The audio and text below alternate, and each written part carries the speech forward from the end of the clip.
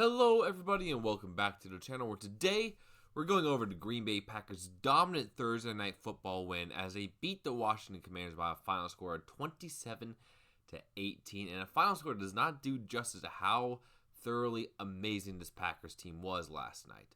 Before we get started in the scoring breakdown, please remember to like, comment, and subscribe to the channel. So let's go ahead and get started with the scoring here. Start off in the first quarter with a Romeo Doubs 5-yard touchdown pass from Jordan Love to make it 7-0 Green Bay. Then in the second quarter, a Josh Jacobs 2-yard rush made it 14-0 Green Bay. And then Matt Gay hit a 51-yard field goal to make it 14-3 Green Bay at half. Though both kickers didn't miss two kicks to start at the end of the first half. Third quarter, after a missed kick by Washington, a McManus 22-yard field goal made it 17-3 Green Bay. The Commanders got within 7 with a Zach Ertz 20-yard pass from Jaden Daniels to make it 17-10. Tucker Kraft then had an 8-yard pass from Jordan Love, make it 24-10 Green Bay. And McManus hit a 56-yarder to really put the game away at 27-10.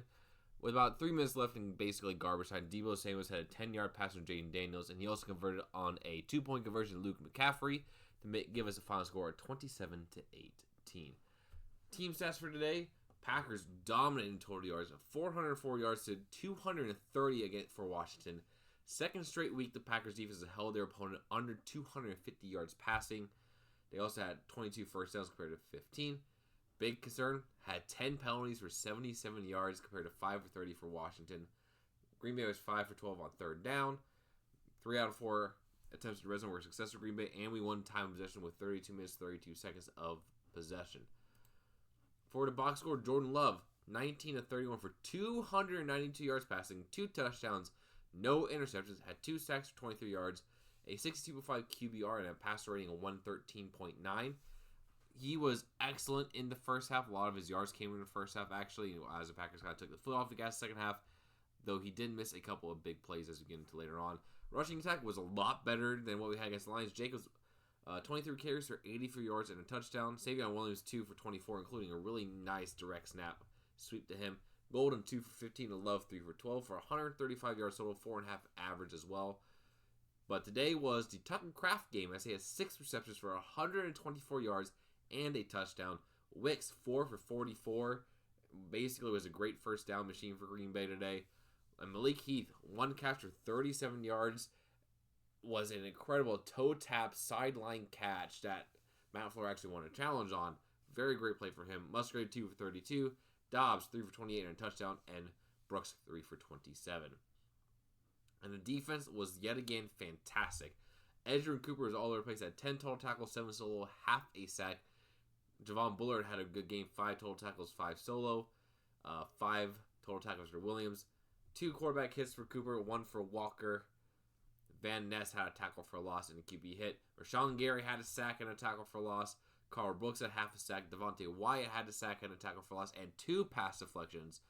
Keyshawn Nixon was incredible. 2 total tackles.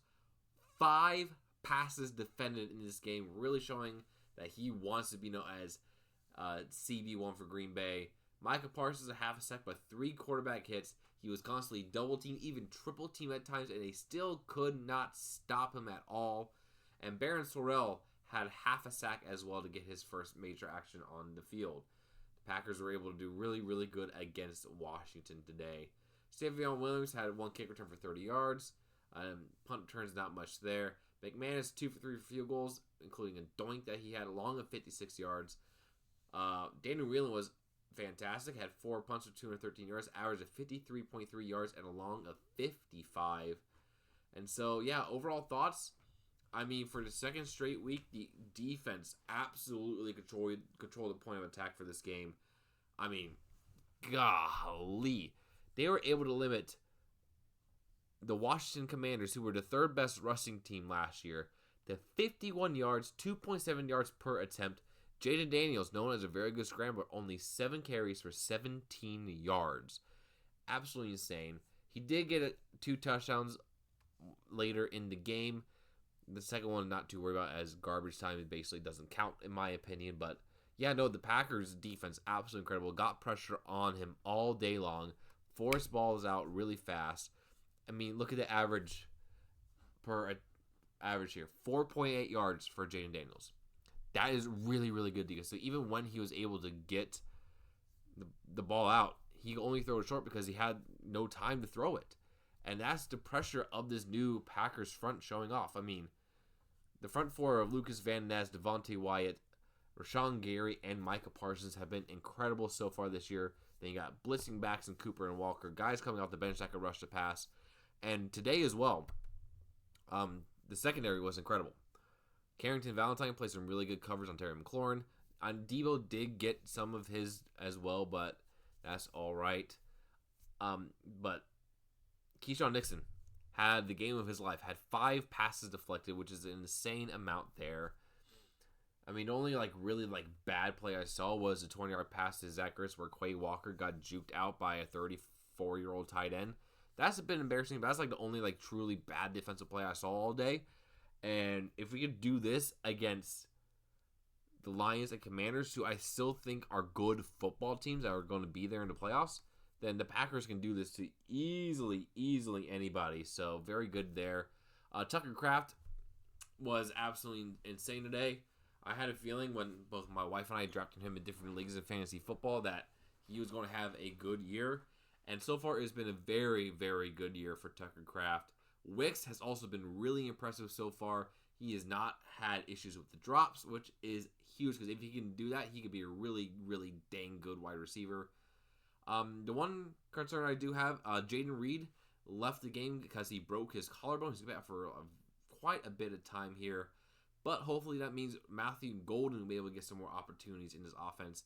Him and Jordan Love weren't able to connect on a couple of deep balls that could have been touchdowns, that could have had big plays for, but I have a feeling it is coming for Golden probably as early as next week, especially with Reed being out.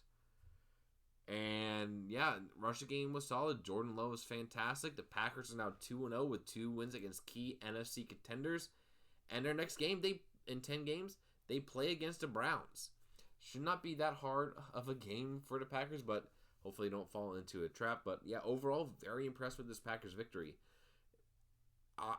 I was hoping, best case scenario for me heading into this year, that we would go 1-1 to start the year because these are 2 really good teams. Instead, we are 2-0 against 2 of the best NFC teams and looked dominant in the performances. So, Packers hopefully should be able to keep this up here against Cleveland next week. Very excited to see that happen. But yeah, Green Bay, very, very dangerous.